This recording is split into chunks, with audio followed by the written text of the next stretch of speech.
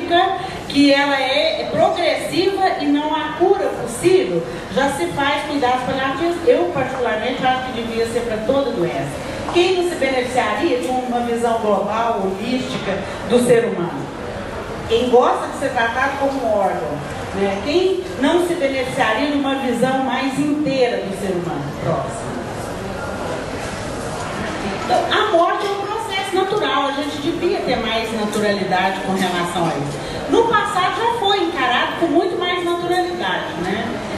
Nós não defendemos que ela deva ser adiada. Vocês já viram aquele procedimento de colocar na UTI? O processo do morrer é que fica esticado, né? Fica lá sem nenhuma qualidade de vida, numa sustentação bastante artificial, sem nenhuma possibilidade de retorno. E aí nós dizemos que a morte, ela é, o morrer e a morte são diferentes.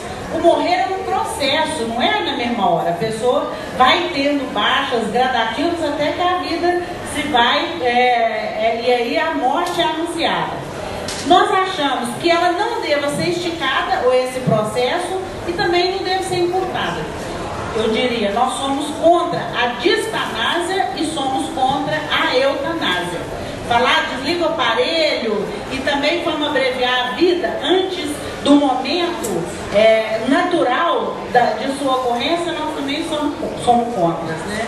Então o paciente deve ser ajudado a viver sua vida da forma mais plena possível, até o último dia de vida, com controle de sintoma, cuidado sempre interdisciplinar, família, comunidade, cuidado. Esse negócio de falar assim, eu formei para atender o paciente, não, o paciente é parte de um grupo, a família precisa ser apoiada. Especial atenção ao luto. Tem um caso que aconteceu aqui na UTI. Uma criança com leucemia, com 12 anos, estava morrendo. A psicóloga foi atender e aí ela me ligou e falou: Lídia, ele está com o último desejo é ganhar um cavalinho.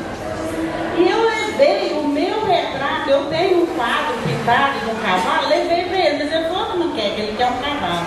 Eu falei, mas ele queria um cavalo, você leva um retrato, você tem que levar um cavalo para ele. E aí fomos discutir, olha, vocês imaginam, a discussão foi imensa ali na UTI de pediatria, porque nós conseguimos comprar um potrinho e a gente já subiu o potrinho até a UTI. E nós vamos conversar com eles lá. Olha o tanto de... Trabalhar na fase final da vida faz a gente entender que regra existe em função do bem. Quando o bem não se coloca, tem que quebrar a regra. O recurso que a gente usa é a ética. Onde que está o bem?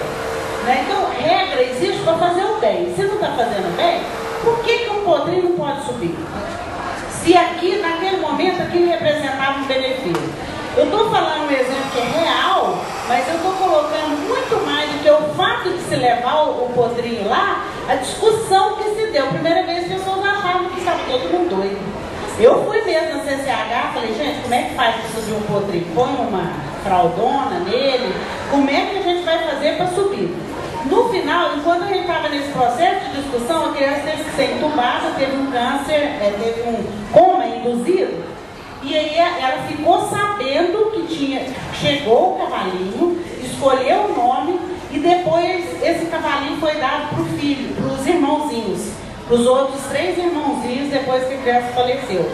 E foi muito legal a psicóloga trabalhar com esse potrinho a fase de luto das crianças, porque nós entendemos que não é assim, morreu agora, acabou. Não, a gente tem que ter responsabilidade com a família que fica, como que vai ser elaborado esse luto. Eu me lembro que por volta de 10 horas da noite, um dia muito chuvoso, a mãe me ligou e falou, Lídia, os meninos não querem que o cavalinho fique na chuva. Eu falei, mas você ficou com ele na chuva? Então, vocês estão vendo como é que isso vai fornecendo a possibilidade de cuidados para a família depois que a morte ocorre.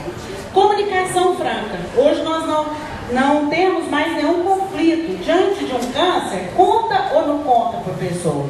Nós não temos mais conflito. Para nós sempre tem que contar. O problema é como contar. Isso que é a discussão. Não. O Sérgio não quer que fale, eu estou lá, Sérgio, você vai morrer, o seu fígado está todo tomado. Eu acompanhei há pouco tempo uma paciente que me chamou e falou, Lília, vai lá e escreve assim no meu prontuário. A paciente não quer saber o que ela tem. Eu fui lá e escrevi. Vocês acham que ela não sabia? Ela não queria conversar e nós temos que respeitar. isso. Nós temos que respeitar o momento dela, a possibilidade que ela tem de assimilação. O que não quer dizer que a gente deva se contentar e falar, não quer saber. Porque há uma pessoa sendo assistida e ela precisa ser compreendida até que ela possa se apropriar daquela fase da vida dela.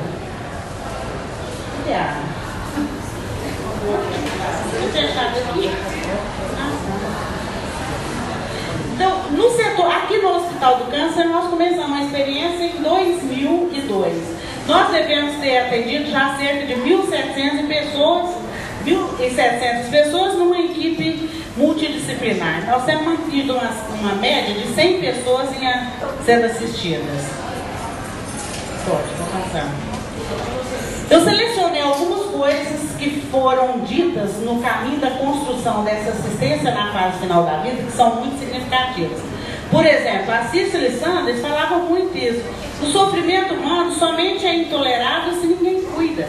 Se ninguém cuida, é claro que é. Fala assim, leva o seu doente para casa. Para morrer quer que não sofra, fica insuportável. Mas chega para ela, mãe, e oferece toda a possibilidade de assistência física, controle de dor, assistência psicológica, social, se não tem comida, todo o acolhimento. No final, ocorre a morte da criança e a mãe fica bem, porque ela fala, foi feito tudo por ele. Tudo que pôde ser feito, foi feito. Ele morreu com toda assistência. Vocês acham que isso dá conforto ou não dá? Ajuda ou não ajuda a elaboração dessa fase? Né? No cuidado, no momento final da vida, quero que você sinta que me importo pelo fato de você ser você. Que me importa até o último momento de sua vida. E faremos tudo o que estiver ao nosso alcance. Não somente para ajudá-la a morrer em paz, mas também para você viver até o dia de sua morte. Vocês já viram que quando a pessoa tem uma doença terminal, não pode falar outra coisa? Senão o povo fala, não está aceitando, ela está negando. Parece que a pessoa com um câncer, sem possibilidade de cura, ela se resume a um câncer. Ela não tem desejo, vocês vão ver para frente uma série de possibilidades que estão se abrindo diante da pessoa nessa fase da vida próxima. Léo Pessini é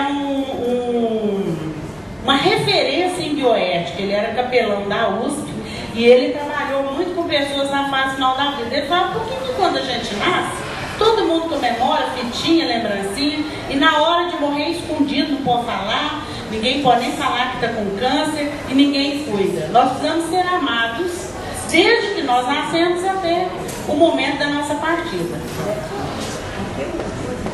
Ninguém sabe quanto tempo pode durar um segundo de sofrimento. Essa frase eu ouvi da boca de um médico especialista em dor. Falar, gente, vocês imaginam o que é a dor de um câncer ósseo?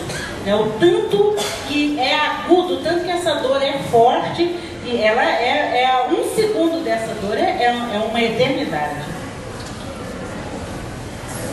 Eu fui chamada um dia para trabalhar na oncologia, mas especificamente para trabalhar com um grupo de pacientes que receberam o diagnóstico de não possibilidade de cura, com um prognóstico de morte nos próximos 6 meses.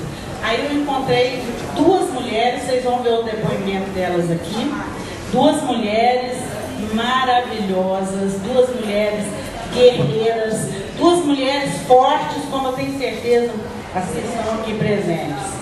E com elas e com a ajuda delas, nós estamos estruturando uma forma de assistência às pessoas na fase final da vida.